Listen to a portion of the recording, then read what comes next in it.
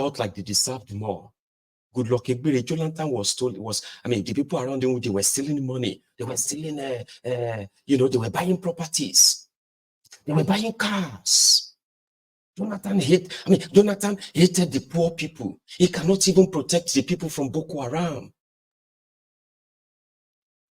Nigeria was so much in debt. How could we be exchanging $1 for 200 naira to $1? How could you be buying a liter of petrol for 87 naira, a country that is producing crude oil? They bombarded everybody with all of this, okay? And there was no time that Buhari told them what or how or why it was better than, or it will be better than Jonathan. Now these people, they talk, say, Jonathan call, he has betrayed everybody.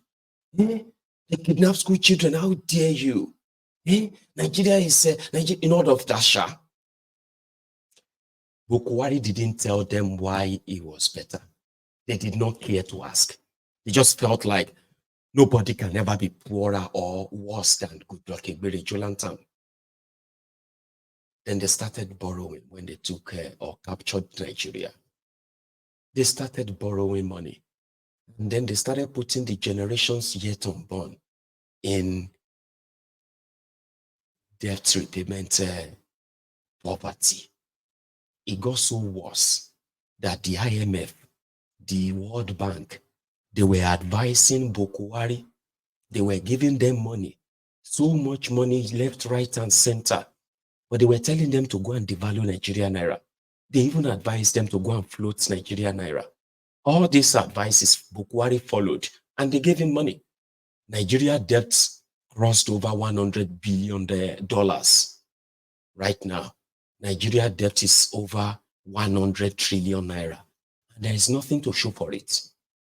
Nothing other than abject poverty, uncompleted projects, and more debt. So they devalued Nigeria Naira so from 145 naira to $1, it jumped straight to over 700 naira to $1. The Nigerian revenue dwindled so much. Companies, businesses started folding up. Nigeria started losing resources, started losing money. It got so bad that Nigeria started using 98 to 99% of our revenue to service debt. After fulfilling all the obligations of the IMF, World Bank, Nigeria became poorer. More Nigerians became poorer, and more Nigerian areas fell into the hands of terrorists. Then Tinubu came in. Immediately Tinubu came in, he continued where Buhari stopped. He continued his friendship with the IMF and World Bank. Nobody is going to do business with Nigeria. Nobody is going to go to a pariah state led by a drug dealer. There is no amount of, see, let me tell you something. You can say, now because I don't like Tinubu, which is true. I can't like somebody like that. You can say, because I don't like APC and the rest of, that's why I am saying all of this. Yeah, you may be right. But the truth of the matter is that I am the only person that can be very honest with you. Even if your emotion is going to be bruised. You see, this world today is a global village, okay? And indeed, there are countries with investors who have money. There are also countries with real business investors who want to come and do something right there. They are everywhere all over the world. They are in Nigeria too. Even those who are in Nigeria, those who are making their money, who made their money from Nigeria or living in Nigeria, or even who stole money from Nigeria, majority of them will invest the money in Nigeria. You know why? Because they know what they have done and they know how the rest of the world sees them. And that is why, rather than invest the stolen money in Nigeria, they decided to further convert Nigeria, supposed Nigeria national assets, and they convert them into scraps and sold them to themselves in scraps. It's like they are all out to finish the entire contraption. So the world knows, would you take your $1 billion to Nigeria when you have report of those who have had multi-billion dollars investment in the country? We're talking about investment that have run the lifespan of over 30, 40 years, only for them to fold up within the space of 5 years under this criminal APC.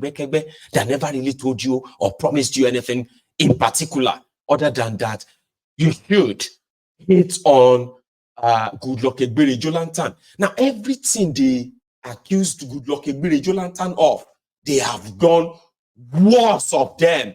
And guess what? They are not ready to take responsibility for it. It's not their fault. It's not their fault that Nigeria is where it is now. It's not their fault.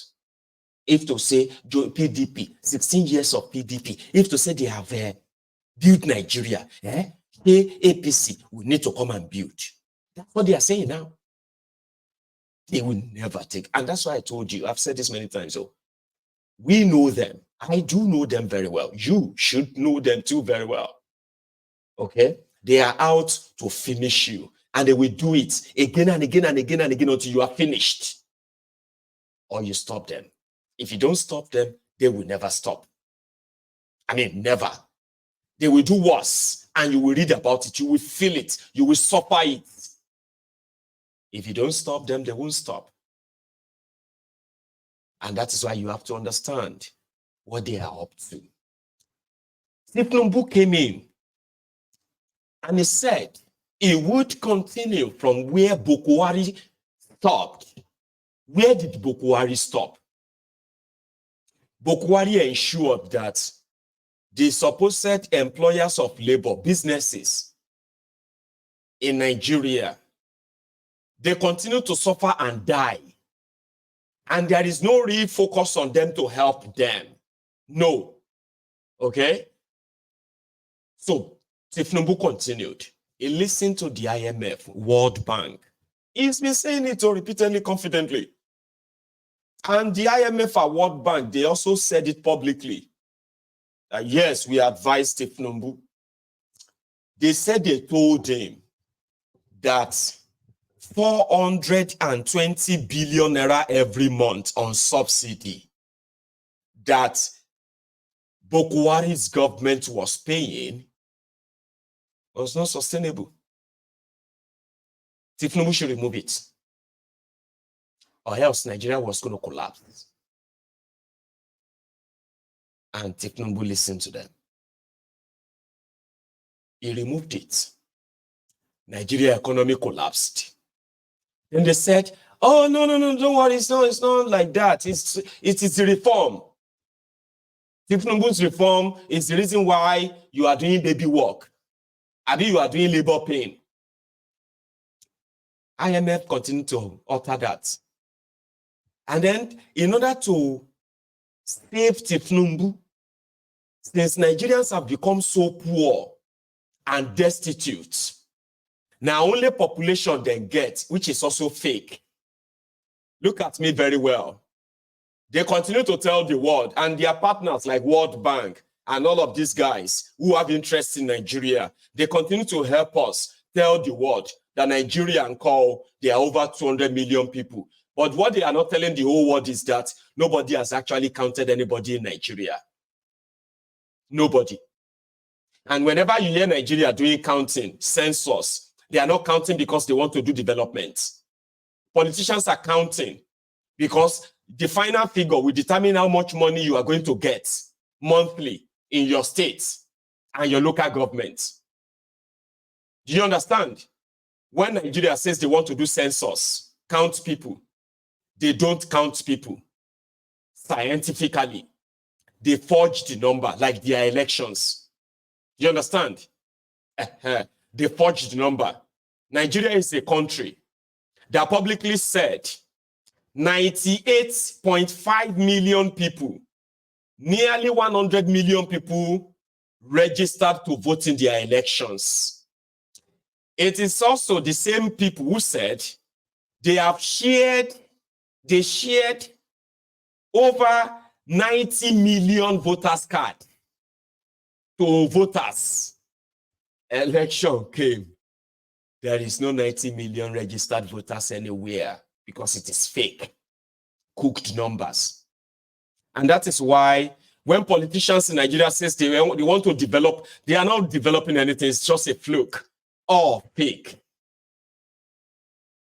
So 200 million people have become destitute. 200 million people that cannot, or let me say 200 million people that live off less than $1 a day. Put it that way. It has become so much that now the number, which is fake, doesn't really reflect any true thing economically, because their economic power, purchasing power, has been so destroyed and crashed that Nigerians could barely afford anything.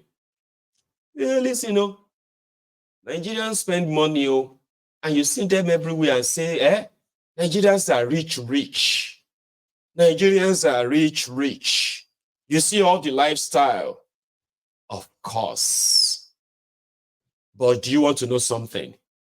They themselves admitted, when you have a country of over 70% of your population living in multi-dimensional poverty, no access to good food, no access to good road, no access to good electricity, stable electricity, no access to good medical care, no access to good education, no access to safety. I mean, these are the supposed World Bank or the World Health Organization index of how to rate poverty.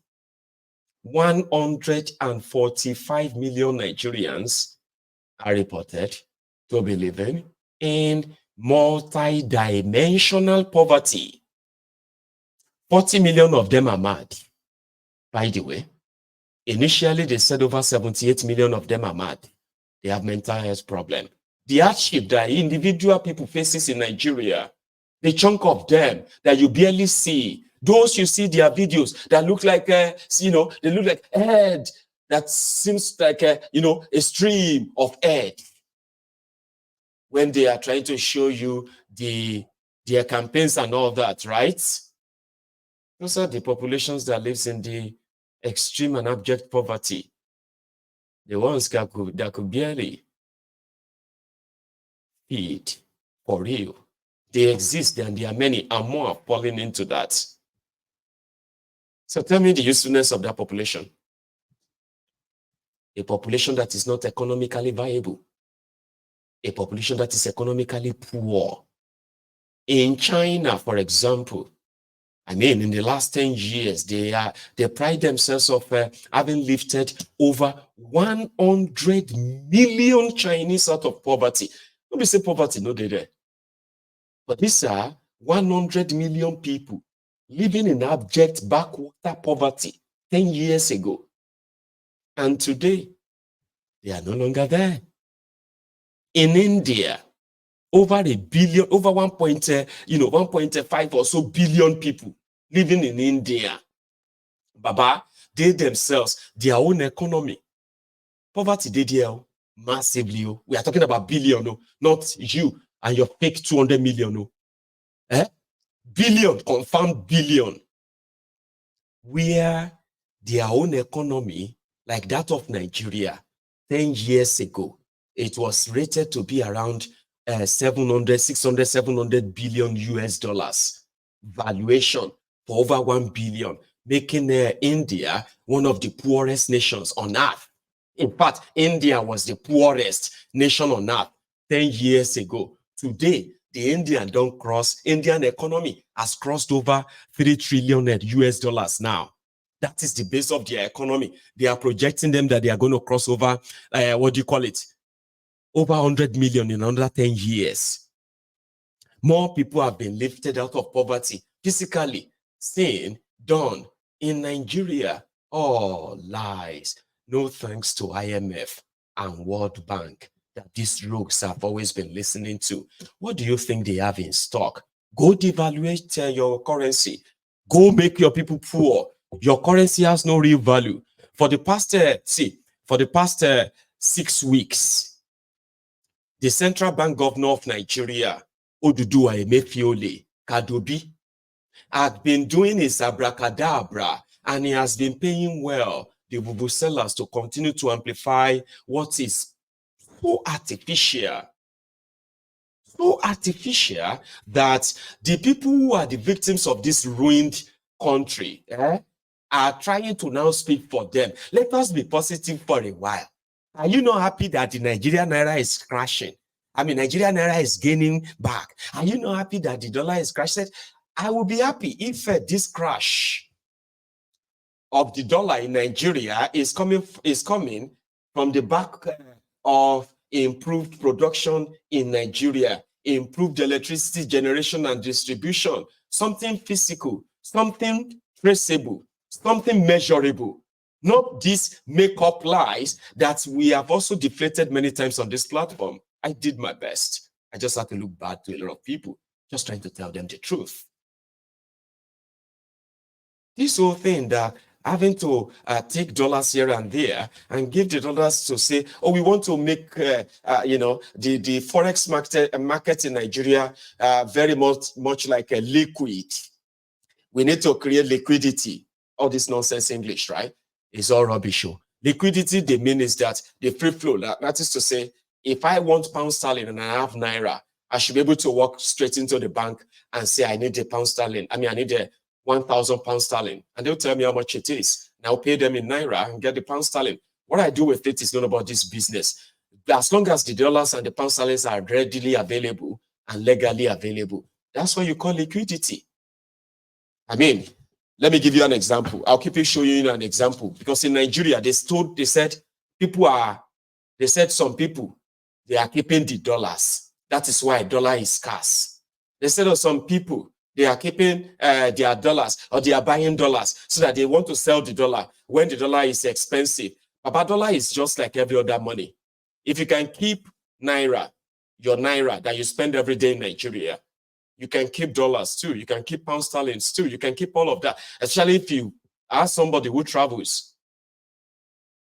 The availability of the dollar or the Naira or the pounds is not because you decided to keep $1 million in your house and you choose not to spend it. It's your loss. Your dollars that is there invested and is working and in circulation, right? It is to your own benefit.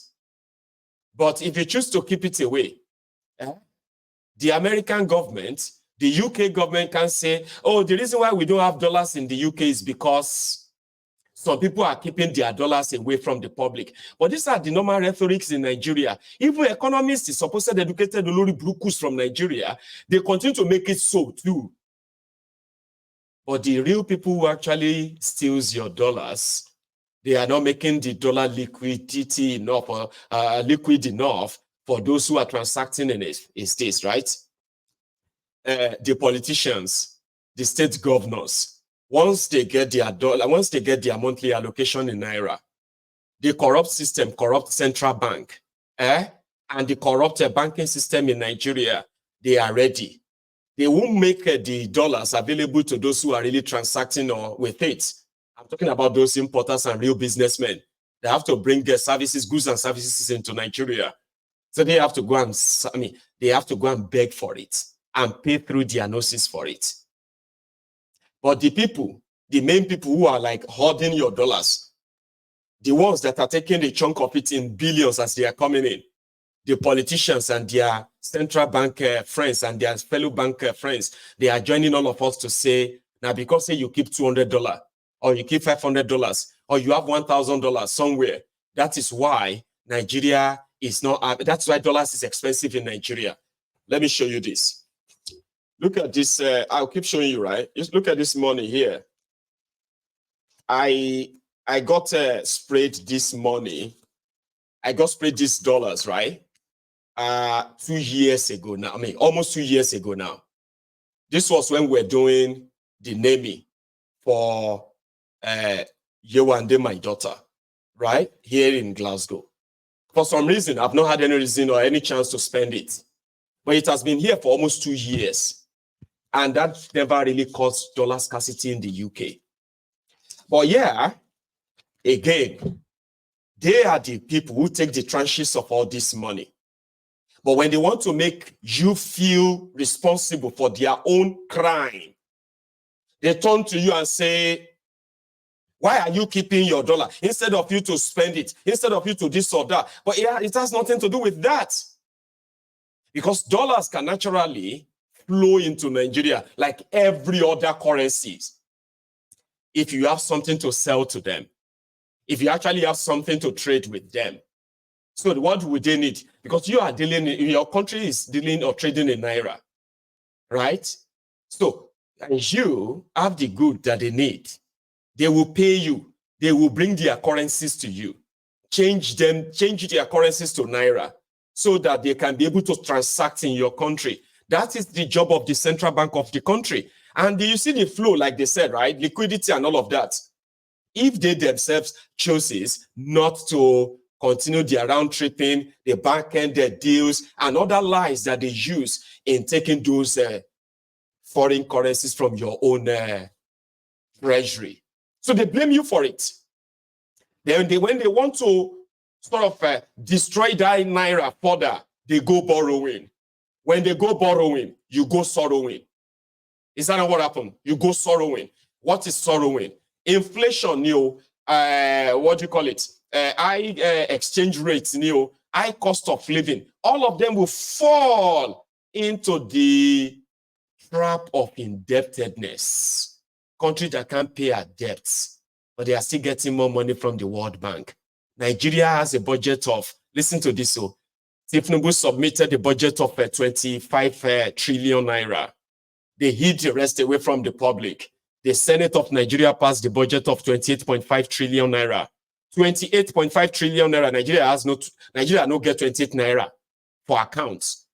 Because whatever money that goes into Nigeria, seriously, right, automatically should go into debt payments. But Nigeria has no money to pay debts. So Nigeria is servicing the debts.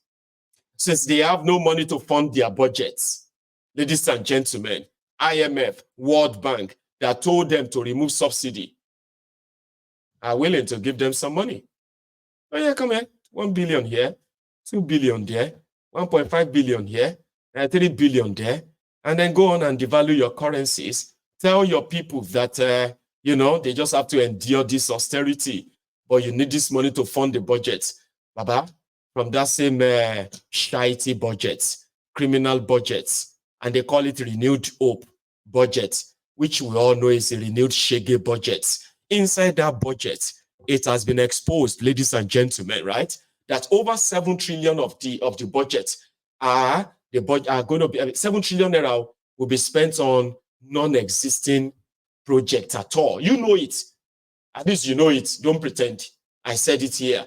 Where they want to spend 18 billion naira to buy refrigerators for the people of Akwa-Biole's constituency in Akwa Ibom, where they want to use 180 billion naira to construct a street light that will cost each one will cost about 170 million naira to build one street light, solar power street light. We saw where they want to use another over 200 billion naira to construct boreholes, borehole for water that they were listed in areas that doesn't even exist. 7 trillion naira of this money is going to private pockets. In other words, this is how they are going to accumulate what they need to fight and continue your state capture, renewed shaggy. 2.2 billion naira, dollars, is coming from the World Bank to support Nigeria, for Nigeria to fund Nigeria's budgets. 2.2 billion. Ladies and gentlemen, Nigeria removed subsidy. Tinubu said subsidy was gone. Then they turned around and gave it another name.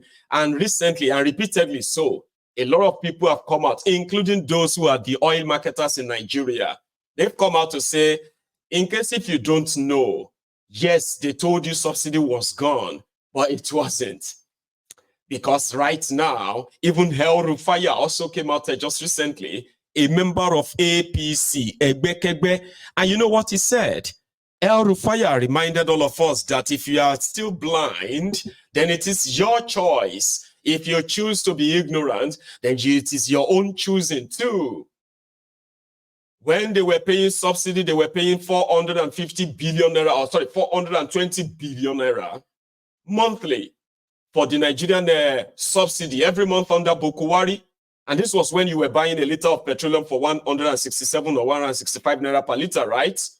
420 billion. They said Nigeria could not afford it. Nigeria will collapse. Now, they are secretly not telling you paying over 900 billion naira for the same subsidy so that they could keep it. They could keep that price at 600 and they're what? 600